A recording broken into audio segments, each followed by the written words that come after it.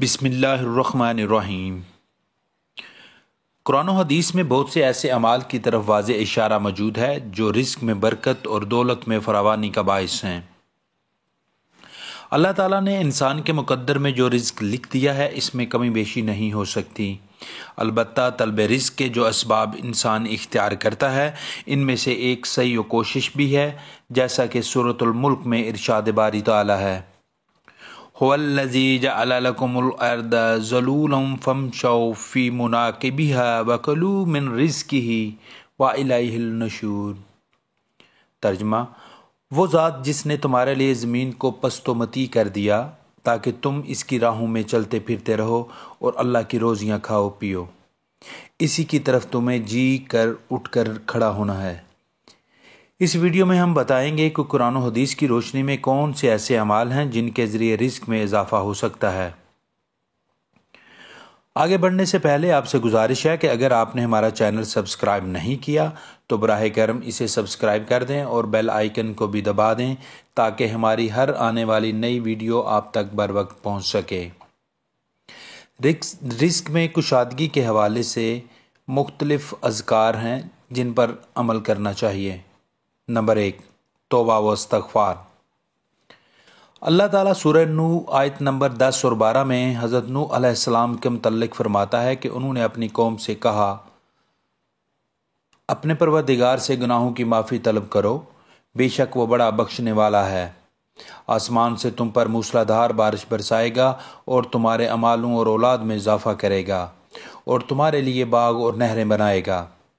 سورۃ ہود کی آیت نمبر 3 میں ارشاد باری تعالیٰ ہے کہ اور یہ کہ تم لوگ اپنے گناہ اپنے رب سے معاف کراؤ، پھر اسی کی طرف متوجہ رہو، وہ تم کو وقت مقرر تک اچھا سامان زندگی دے گا اور ہر زیادہ عمل کرنے والے کو زیادہ ثواب دے گا، اور اگر تم لوگ اعراض کرتے رہے تو مجھ کو تمہارے لیے ایک بڑے دن کے عذاب کا اندیشہ ہے۔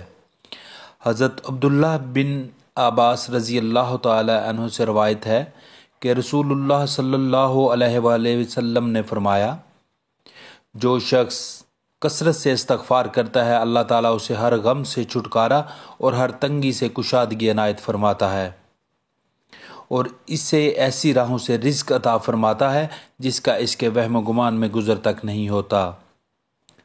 نمبر 2، اللہ کا شکر ادا کرنا۔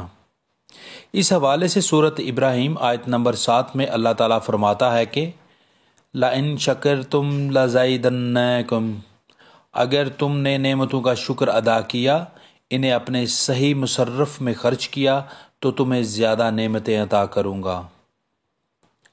نمبر 3، رزق کے حصول کے لیے اللہ سے اس کا فضل مانگنا۔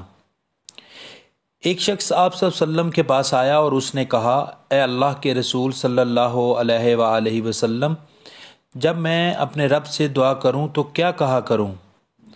آپ صلی اللہ علیہ وآلہ وسلم نے فرمایا، کہو اللہم اغفر لی وارحمنی واہدنی وعافنی وارزقنی۔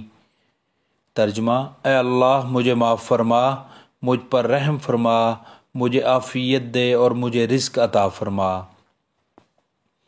حضرت ام سلمہ رضی اللہ تعالیٰ عنہ فرماتی ہیں کہ جب آپ صلی اللہ علیہ وآلہ وسلم نماز فجر سے سلام پھیرتے تو یہ دعا پڑھتے، اللہم انی اسألک علما نافعا ورزقا طیبا وعملا متقبلا۔ اے اللہ میں تجھ سے نفع بخش علم، پاکیزہ رزق اور قبولیت والے عمل کی دعا کرتا ہوں۔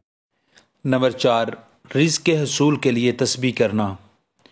نبی اکرم صلی اللہ علیہ وآلہ وسلم کا ارشاد مبارک ہے کہ اللہ کے نبی حضرت نوح علیہ السلام کی وفات کا وقت جب قریب آیا تو انہوں نے اپنے بیٹے سے فرمایا، سبحان اللہ و بحمدہ کا ورد کرتے رہنا کہ یہ ہر چیز کی نماز ہے اور اس کے ذریعے مخلوق کو رزق ملتا ہے۔ ایک حدیث قدسی ہے کہ بے شک اللہ تعالیٰ نے ارشاد فرمایا، اے آدم کے بیٹے، میری عبادت کے لیے اپنے آپ کو فارغ کر، میں تیرے سینے کو تونگری سے بھر دوں گا اور لوگوں سے تجھے بے نیاز کر دوں گا۔ نمبر 5، حج اور عمرہ کرنا۔ رسول اللہ صلی اللہ علیہ وآلہ وسلم نے ایک اور موقع پر ارشاد فرمایا، پے در پہ حج اور عمرے کیا کرو، بے شک یہ دونوں حج اور عمرہ فقر یعنی غریبی اور گناہوں کو اس طرح دور کر دیتے ہیں جس طرح بھٹی لوہے کے میل کچیل کو دور کر دیتی ہے۔ نمبر 6، صلہ رحمی کرنا۔ نبی اکرم صلی اللہ علیہ وآلہ وسلم کا ارشاد مبارک ہے، جو چاہتا ہو کہ اس کے رزق میں فراغی ہو اور اس کی عمر دراز ہو تو وہ صلہ رحمی کیا کرے۔ حضرت ابو ہریرہ رضی اللہ تعالیٰ عنہ سے روایت ہے کہ رسول اللہ صلی اللہ علیہ وآلہ وسلم نے فرمایا، جسے وسعت رزق اور درازی عمر کی خواہش ہو اسے رشتہ داروں کے ساتھ برتاؤ اچھا کرنا چاہیے۔ حضرت علی ابن ابی طالب رضی اللہ تعالیٰ عنہ سے ایک اور روایت ہے کہ رسول اللہ صلی اللہ علیہ وآلہ وسلم نے ارشاد فرمایا، جسے درازی عمر، وسعت رزق اور بری موت سے چھٹکارا پانے کی خواہش ہو اسے اللہ سے ڈرنا چاہیے اور رشتہ داروں کے ساتھ حسن سلوک کرنا چاہیے۔ نمبر 7، اللہ کی راہ میں خرچ کرنا۔